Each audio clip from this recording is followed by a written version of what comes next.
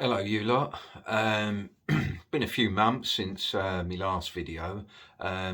Same old stuff due to work, same old excuse. But I've managed to do a little bit on the railway, so I'm going to start this video off with a bit of waffle, and then we'll look at what we've done. Bit of an update, bit more waffle. Oh, talk about a new train as well, one I've been after for a long time. So we're going to look at that. A little bit more waffle, trains running, and probably end off the video with probably a little bit more waffle.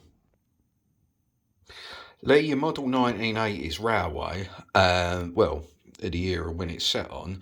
Why haven't I got a class 47? Got quite a few of the other classes relating to the era, but the class 47, everyone's got one of these. Really popular, really beautiful looking locos as well. I can see why they're so popular, but why ain't I got one? Well, to be honest with you, I've been holding out for the right one. I've been looking at all sorts of ones over the past year or two, to be honest. But there's just one that I've just been after for a long time. And it just so happens a couple of weeks ago, it just popped up on eBay. Brilliant condition, good as new. Couple of little bits and pieces on the box, but this is the one I've been after, and I couldn't believe it when it actually popped up on site in this condition, hardly used. I had to have it. So, what was it? Well, it's this one, of course. You probably saw it on the running session, the very short running session before the video actually officially started. This loco, it is the only class 47 that I wanted to buy. I didn't want no other one. I had to wait for this particular one. I've seen it on another channel as well. He uses it quite a lot as well, and I love the rate that it came with. But when you look at the quality, well, it's quality anyway. But when you look at the condition of this one, it's hardly been used,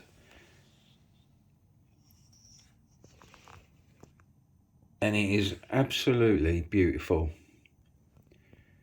And I mean, I just couldn't believe it. I got it anyway. Well, obviously I got it, and it runs perfect. It is so nice, and I'm so glad I waited out for this one. I will mention someone on another channel, Al at Leighton Junction. I messaged him numerous times. He's done running sessions on his parcels train. He's travelling post office. And a little bit envy about it because I wanted one for such a long time, but it had to be this one. It had to be the Bachmann one, and it had to be the Sir Rowland Hill one as well. Sir Rowland Hill, by the way, was the first one, from what I've read anyway on the internet, but he was the guy that invented pay-as-you-go postage, if you like. I'm just really happy with it. Love the way it runs as well. Got the driver inside, the window went down, and the detail is really nice. As you all know, buying a new loco, it don't stop there. I mean, I got this at quite a good price, really. Well, I'm happy with the price I paid for it. I paid $140, let's say $150. But it is like brand new. It's absolutely immaculate. But obviously, like I said, it don't stop here. Obviously, we've got to have another rake of coaches to go with it. So let's have a look. So got the Royal Mail coach.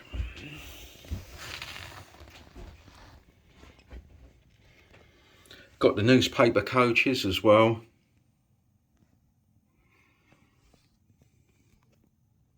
Another Royal Mail coach.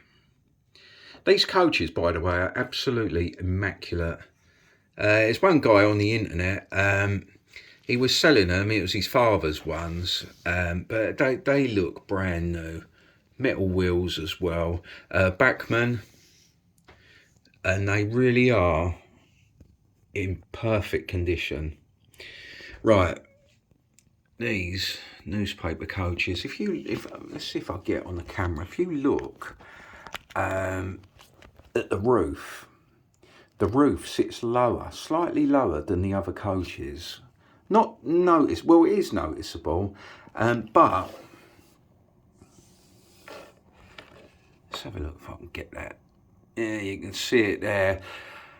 When I first got it, I weren't really too over the moon about this. I thought, well, these are Lima coaches, and for what I paid for them was almost next to nothing. And again, they're in perfect condition. I don't really believe the luck I've had so far with this train, but it does sit slightly lower, and it did slightly annoy me a bit. But then looking on the internet and looking at a particular guy's parcel train, not ours one, it was another guy's one from the 80s. He's actually got these. He done a video on weathering them as well. And when you look at them, look at these ones, identically to my ones as well, which, well, they should be, they sit that bit lower. But you know what? I like them. It adds a bit of colour as well to the rake. You know, breaks it up a little bit. But yeah, I'm really, really pleased with it.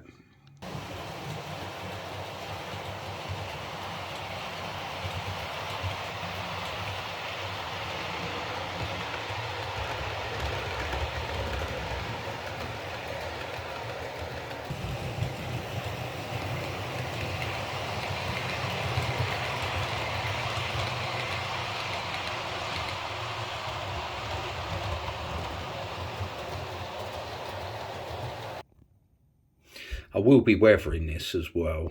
To be totally honest, this, I don't know when I'm going to weather that. I'm not really that brave enough. I've waited so long to get one that I just don't think I don't know. Is it going to ruin it? Ain't it going to ruin it? I just don't think I'm... If it does get weathered, it'd be light weathering like on this class 37.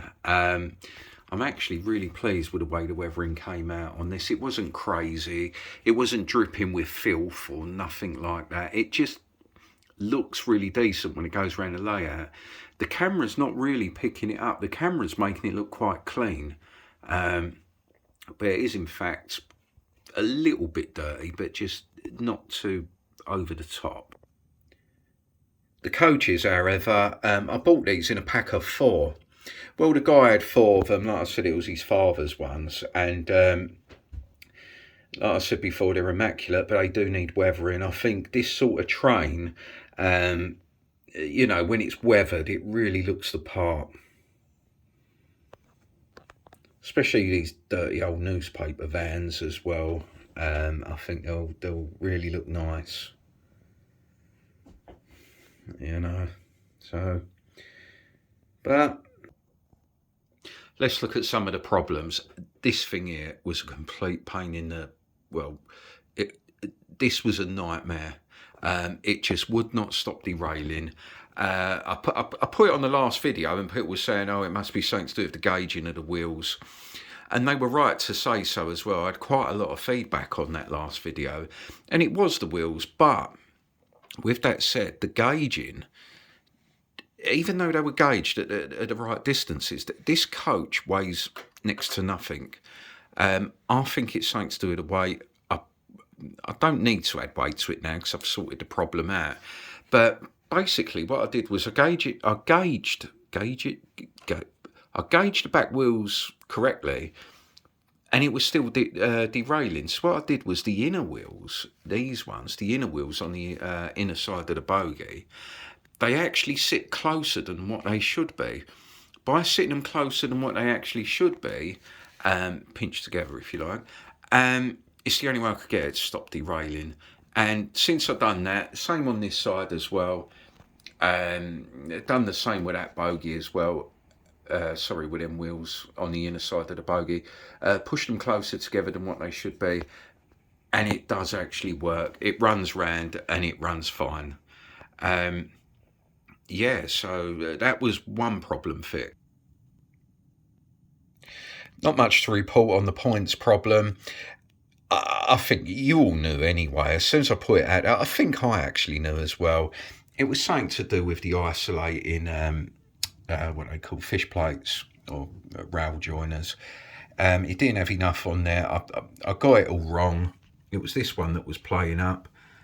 Put one on that one, or was it that one? I don't know, but it was one of the two, and it just works fine. So that sorted that problem out. So there's two of the problems sorted out. Why didn't the lights work on this?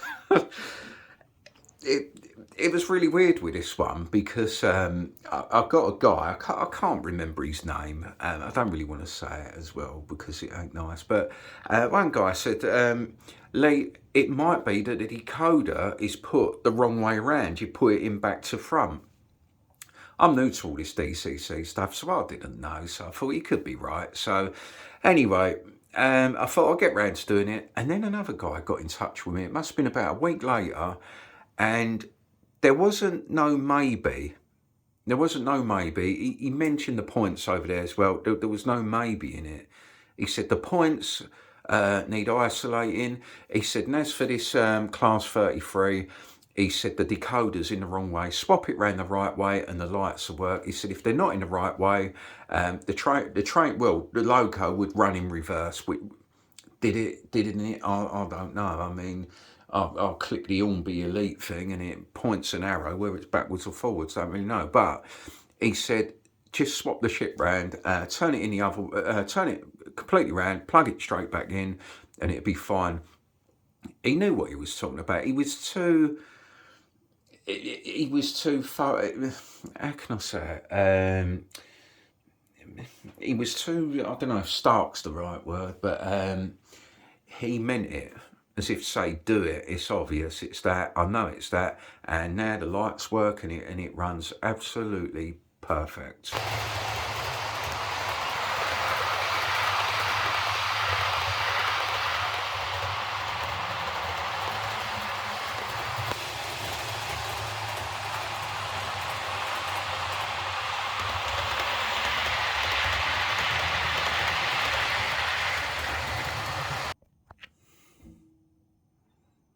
There you go, lights on, looks nice as well.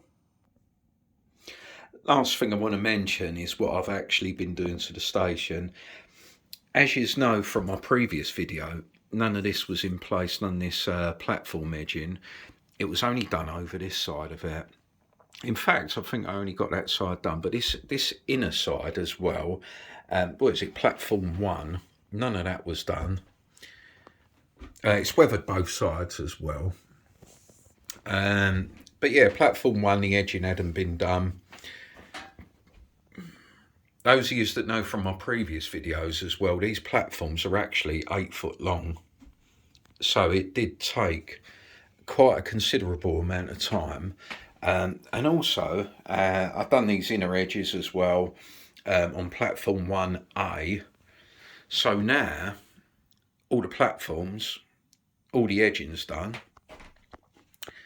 This bit here, this is a bit of 18mm MDF just put there at the moment, because this is where I'm going to be probably working on the next project. The biggest part of the layout as well is doing this old main station at Upminster. It's going to be a killer to do it. I've been looking at trying to get wheels kits, windows. I've looked on Slater's. I can't seem to find the windows. I'm going to have to scratch build the windows as well. But the building here will be scratch built, just like the rest of the station's been scratch built as well. A whole lot of it so far. So yeah, this is going to be the main thing here. The 18mm MDF works perfectly. It butts up perfectly to it, which it should do anyway, because that's how I sort of measured it. This bit here's got all dirt and rubble that all piles down into a buffer stop. I'm not interested in that at the moment. This is going to be the main bit I'm going to be working on next. I think once I get that station in place, it will really start to look the part. Oh, another thing as well, I nearly forgot to mention, was the backs, not the back seam, what do you call it? Scenic brake. Put the scenic brake up there, put a couple of trees on there. Still got to work on them trees. These trees as well, for some reason, it don't look like it, but when I do a video, the trees look bent like this one. It looks bent and crooked. I might have to put some more gear in here, stick a bit of foliage in there, you know, some more seafoam, whatever you want to call it, to straighten that up. Whenever I do a video, all the trees look like they're crooked, but they're not, like, to the eye. Not unless it's the camera or the zoom, I don't know, but I did do the scenic brake. It works quite well. It does look pretty good, actually. And once all this is all done as well, I'll probably do the road coming down into the main entrance of the station as well, just to sort of really like finish that part off, you know. But with the old original station building there, it's going to look really nice, hopefully. I've still got some of these buildings as well, and you remember these from the last layout I've done that I weren't happy with, but I'm, as you know, I mean, looking at all the work I've done with this, I'm not really a great fan on run-of-the-mill, let's buy it off the shelf, cardboard and paper stuff. I'm not knocking anyone that's using it, I'm not. It looks good on a lot of layouts. And talking about knocking it, I'm not going to knock it too much, because I've got a bit of an idea of maybe putting that here. I know it's not the original, well, it's not prototypical, if you like, of what they would look like along Upminster High Street. Well, Station Lane, or Hall Lane, if you want to be really correct with it. But the thing is, I just don't really want to waste them. I could have them sort of going across there, and I don't know. Let us know in the comments below what you think about it. But I'm thinking of just recycling them, gluing them to the back scene. When it's back here, is it going to notice? Is someone going to go, well, Lee, actually, mate, it's not really that ain't actually there when you come out of Upminster, but there are shops there. I don't know. I mean, let us know what you think. It'll be sitting up there with the road coming down. My filming's really rubbish to this bit of road, but does it matter? Is it not completely prototypical or exactly the same? I don't know. I just don't really want to waste it. This is what I mean. I've still got all these over here as well. This pub, the Prince Alfred, I know I've done some funny scenes like fight scenes and whatever, but it's actually got personal meaning to me, that pub. Well, the name has anyway. And I don't know, I mean, I just don't really want to waste them. Shall I chuck them on the high street? Chuck them in Hall Lane? Let us know what you think in the comments.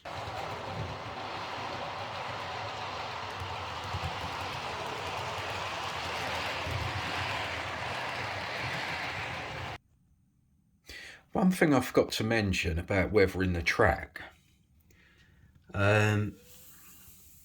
Hopefully you'd agree with me that the track did come out quite nice.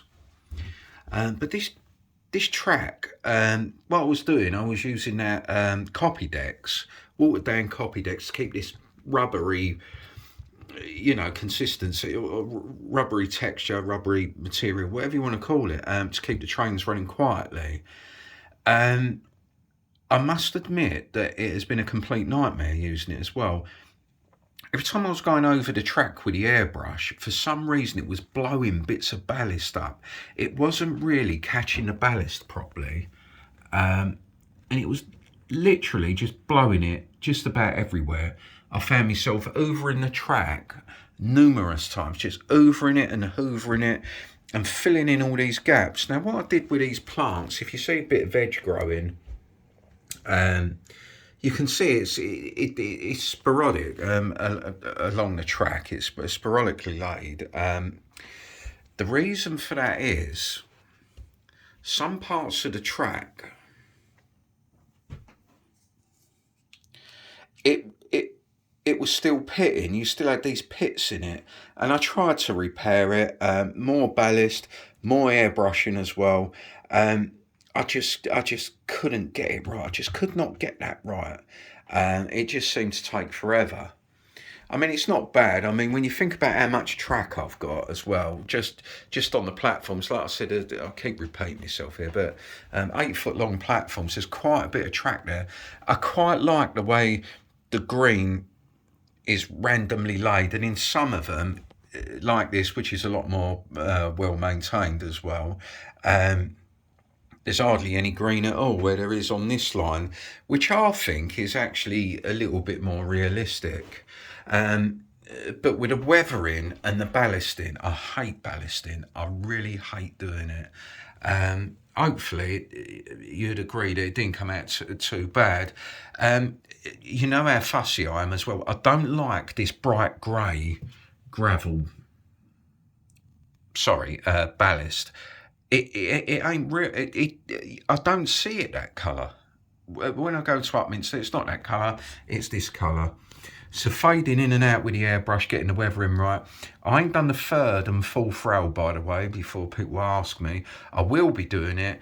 But do you know what? I picked one of the hardest stations to try and get prototypical, if you like.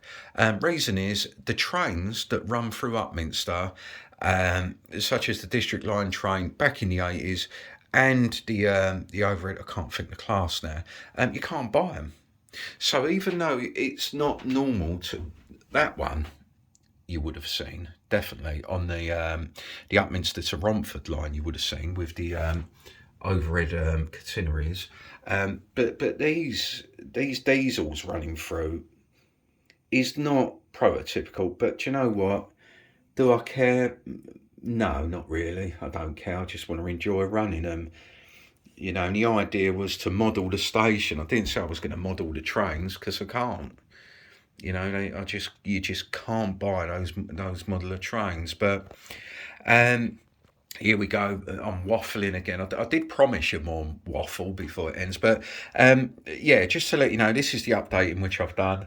The track's done now, except for the the third and fourth rail. Not sure I'm going to do them yet, but I'm not in a big rush to do that. I really just want to concentrate on getting this main structure done, and that's it. I mean, already, as you'd appreciate, took a lot of time. I think it took about 340,000 hours to weather the track, with no food and no drink, and threats of divorce and all that nonsense. But it got there in the end.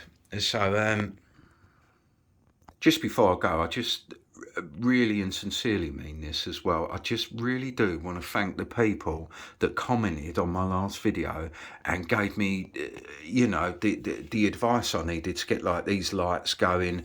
It weren't just about those of you that knew it was the points as well. That was really helpful as well. I sort of knew that myself, but I just needed to confirm.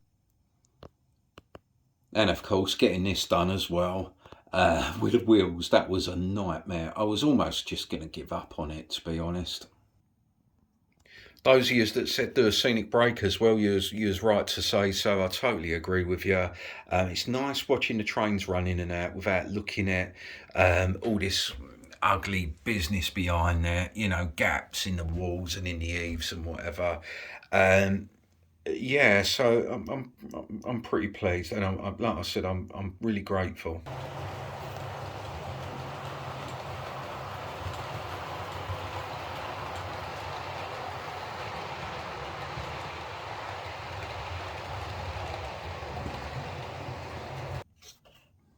So that wraps that video up. I will be, like I said, I will be working more on the railway. I say it all the time, but yeah, so I will be working on it. Next thing I think I'm going to have to do is get the big one out of the way, get the big man done, get that old station building done. That's going to take quite a considerable amount of time, and sort of work my way back. I've already started up this end. Work my way back, and we'll see where we go. All right, guys. So for now, Once again, thanks a lot for watching, and especially for helping me out and all the advice that you lot gave me. It's really appreciated. Probably wouldn't have known without you lot, to be honest. But yeah, so thanks a lot. Take care, you lot, and I'll catch up with you all soon. All right, so all the best for now. Take care. Bye.